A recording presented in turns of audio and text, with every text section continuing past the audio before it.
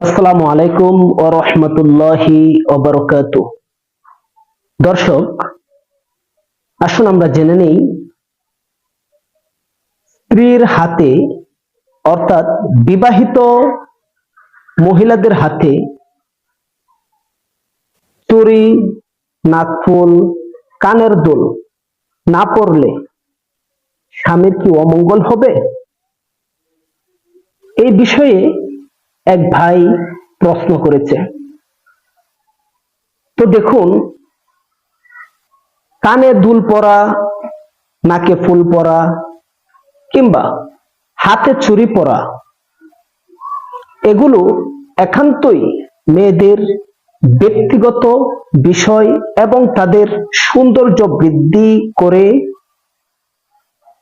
তাছাড়া যদি মেয়েরা এগুলি না পরে তাহলে আমাদের সমাজে কিছু মানুষ ওই সমস্ত মেয়েদেরকে অলক্ষণী বলে থাকে, অলক্ষী বলে থাকে, কিংবা স্বামীর ক্ষতিকারক মহিলা বলে সমাজে তাকে চিহ্নিত করে।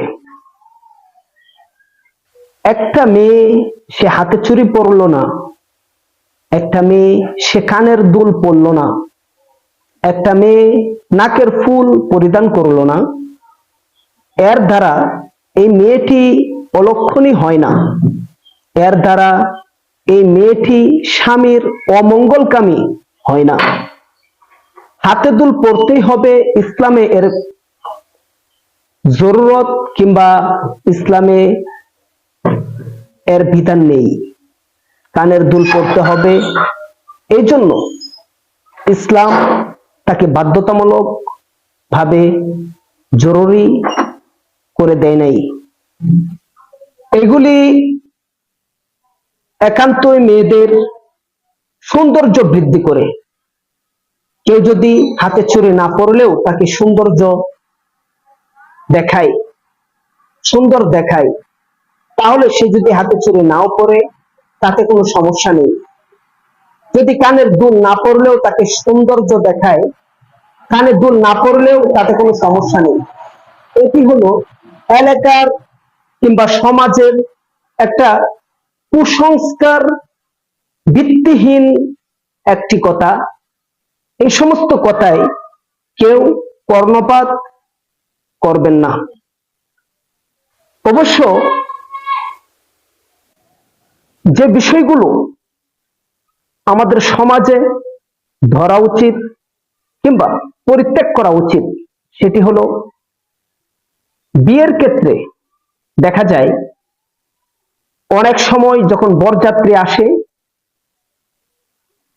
বউকে উঠিয়ে নেওয়ার জন্য স্বামী যখন প্রথম বিয়ে করার জন্য তার শ্বশুর বাড়িতে রওনা দেয়, গাড়ি থেকে নামার আগেই স্বামীকে ভালো দামের একটি ঘড়ি পরিধান করিয়ে গাড়ি থেকে নামাতে হবে, কিংবা হাতে আঙ্গুলে আংটি পরিধান করিয়ে গাড়ি থেকে নামাতে হবে, তাও আবার স্বর্ণের।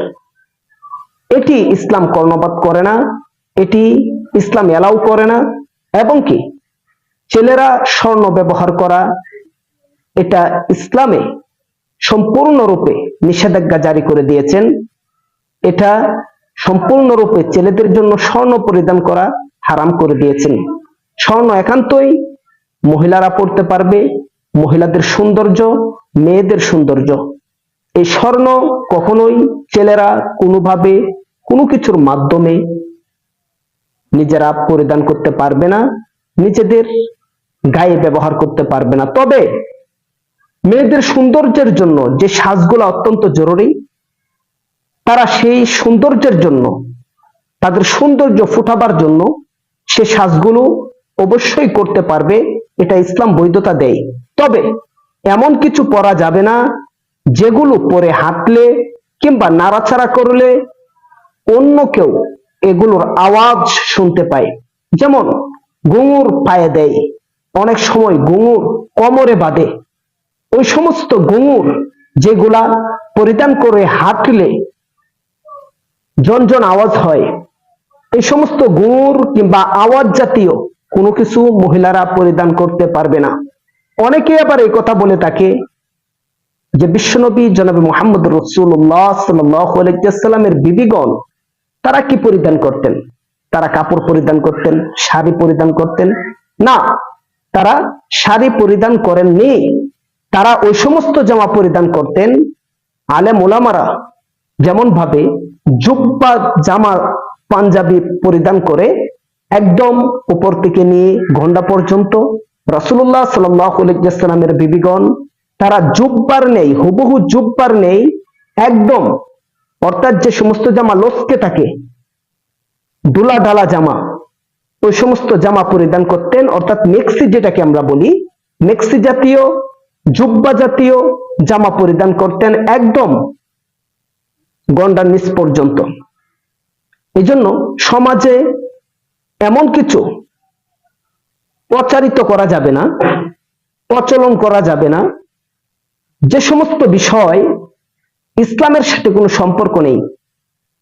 সমাজে ওই সমস্ত কাজ থেকে বিরত থাকতে হবে যেগুলো ইসলাম বৈধতা দেয় না, আর যেগুলো মানলেও সমস্যা নেই, না মানলেও সমস্যা নেই, যে পণ্য পরিধান করলেও সমস্যা নেই, পরিধান না করলেও সমস্যা নেই, অহেতুক ভাবে ওই সমস্ত বিষয়গুলো নিয়ে আমরা কেউ মুখ না খুলি কিংবা কাউকে বাধ্যতামূলক করে না দেই।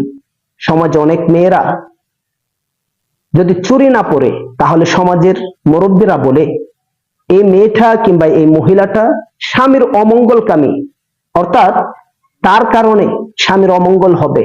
এটা সম্পূর্ণরূপে মিথ্যা এবং বানোয়াট একটি কথা, কুসংস্কার সমাজের। এগুলা থেকে আমাদের বিরত থাকতে হবে। আল্লাহ তাআলা আমাদের সবাইকে সহিহ ইসলাম মানার মতো মন মানসিকতা পয়দা করে দিন এবং ইসলামের উপরে কায়েম দায়েম থাকার তৌফিক দান করুন। আমিন। ওয়া আখির দাওয়ানা আলহামদুলিল্লাহি রাব্বিল আলামিন।